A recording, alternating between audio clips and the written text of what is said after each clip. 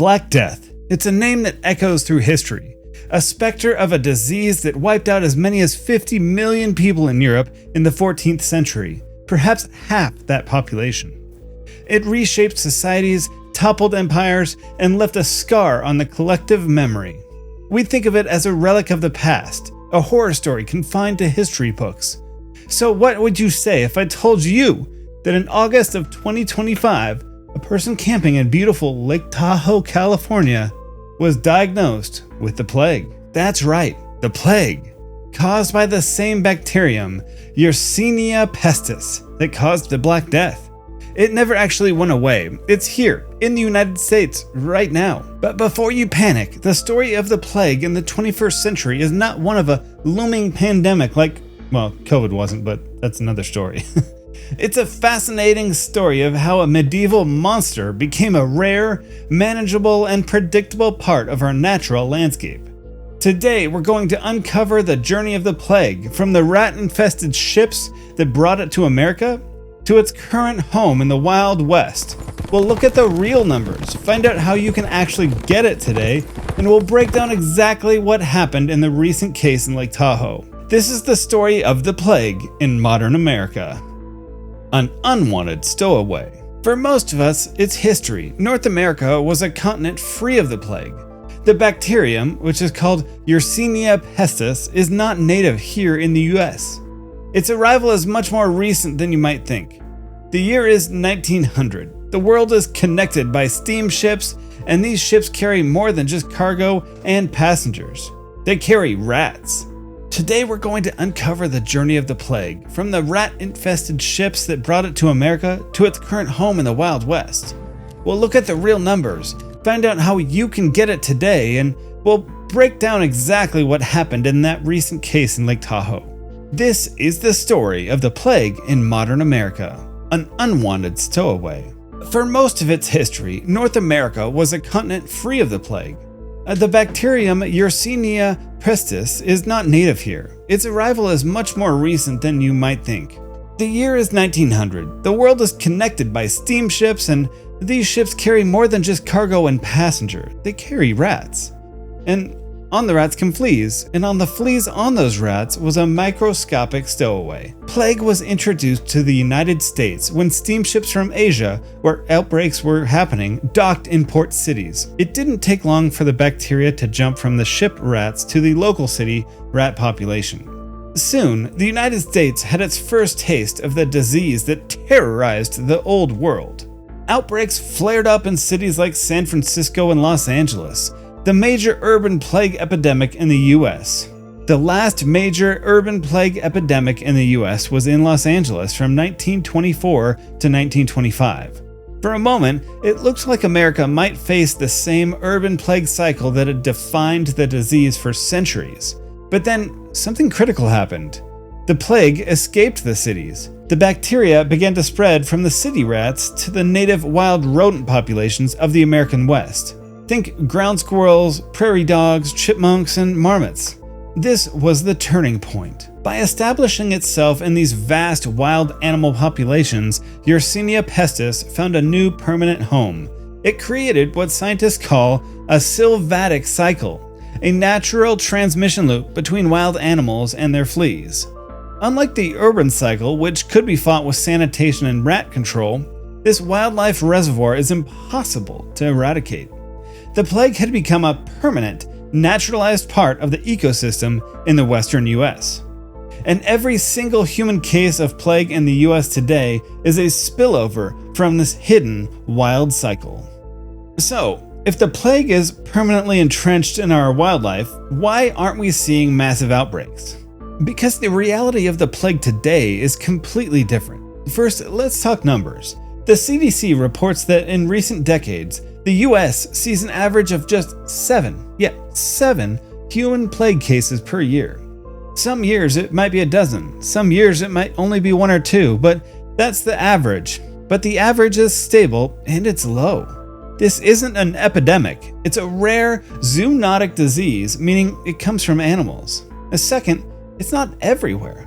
The risk is highly concentrated in very specific areas. Almost all the human cases in the US are acquired in the rural parts of the western United States, primarily in these two regions.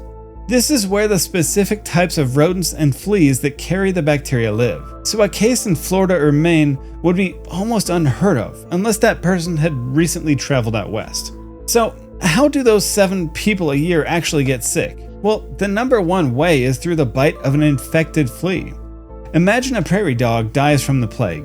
Its fleas, now hungry, leave the body in search of their next meal. If you happen to be hiking or camping nearby, you could be that meal. The flea bites you and injects the bacteria into your system. A less common way is through direct contact with an infected animal. This is mainly a risk for hunters who might handle or skin an infected rabbit or squirrel without wearing gloves. And what about our pets? Like, I have Pilot, my service animal. Well, they can play a role too. Dogs and cats roaming in these areas can pick up infected fleas and bring them into your home. Cats are especially susceptible to getting sick with the plague themselves, and a cat with pneumonic plague could potentially pass it to its owner through coughing, a very rare but documented form of transmission. And that leads us to our biggest fear, human-to-human transmission. Can you catch it from another person? Well, technically yes, but the risk is incredibly low. This only happens with the rarest and most severe form of the disease, pneumonic plague, which infects the lungs. It requires direct, close contact with a coughing patient. And here's the key fact. This kind of person-to-person spread has not been documented in the United States since 1924. Modern hospital infection control like masks and isolation effectively stops it in its tracks. The most common form by far, accounting for over 80% of the cases in the US, is bubonic plague. This is what people usually get from a flea bite. The symptoms show up within 2 to 8 days and include a sudden high fever, chills, headache, and weaknesses. And of course, the telltale sign, a bubo. A bubo is a swollen, firm, and extremely painful lymph node, usually in the groin, armpit, or neck, near where the flea bite has occurred. It's the body's immune system trying and failing to contain the bacterial infection. In the Middle Ages, the appearance of a bubo was often a death sentence, but today we have a secret weapon: antibiotics. This is the single biggest difference between now and then. Untreated bubonic plague has a fatality rate of 66%, but with prompt diagnosis and a course of common antibiotics like doxycycline or ciprofloxacin, that rate plummets to 13%. If caught early, the plague is highly treatable, which brings us to that camper in Lake Tahoe.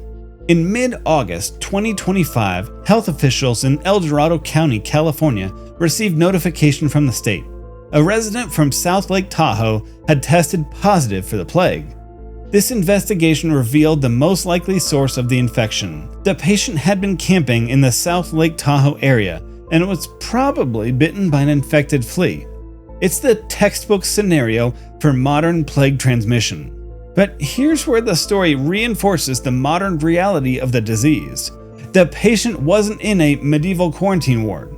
They were recovering at home, under the care of their doctors. This tells us that they likely sought help quickly, got the right diagnosis, and the antibiotics did their job. A successful outcome. Now, you might think a case of the plague appearing in a popular tourist destination would cause panic, but for public health officials, it wasn't a surprise. In fact, they were expecting it. Plague is known to be naturally present in the higher elevations of the Sierra Nevada, including the Lake Tahoe area.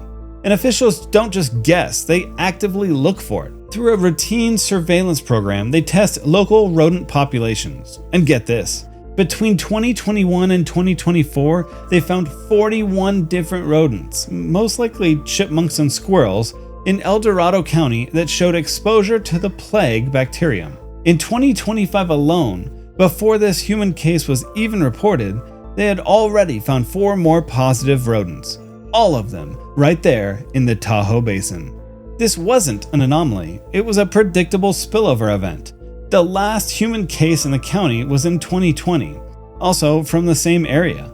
The public health responses was calm and science-based. They issued a press release, not to cause alarm, but to inform and educate. They explained that the plague is naturally present, that human cases are extremely rare, and they provided a clear list of practical steps to protect themselves if they were to get it.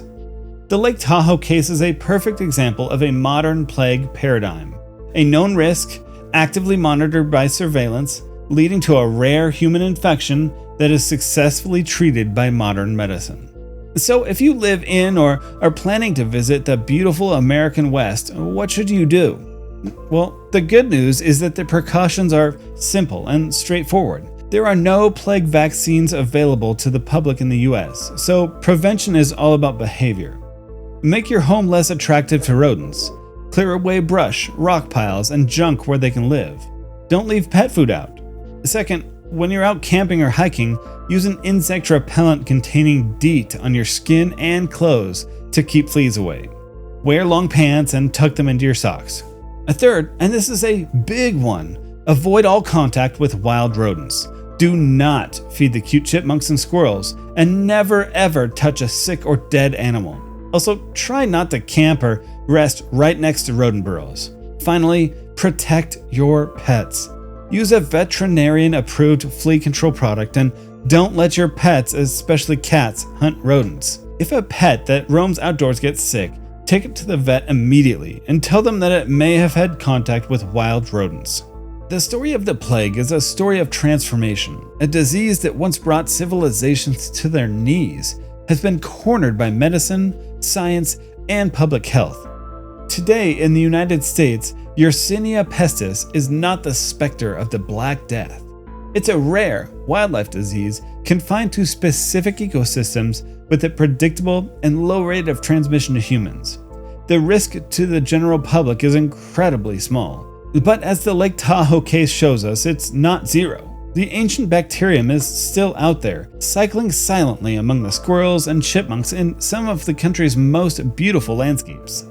The key is not to fear, but awareness. By understanding how the plague works today and taking a few simple precautions, we can safely coexist with this ghost of pandemics past. Thanks for watching, and if you found this video informative, be sure to hit that like and subscribe button for more deep dives into the world around us. Thanks again, y'all.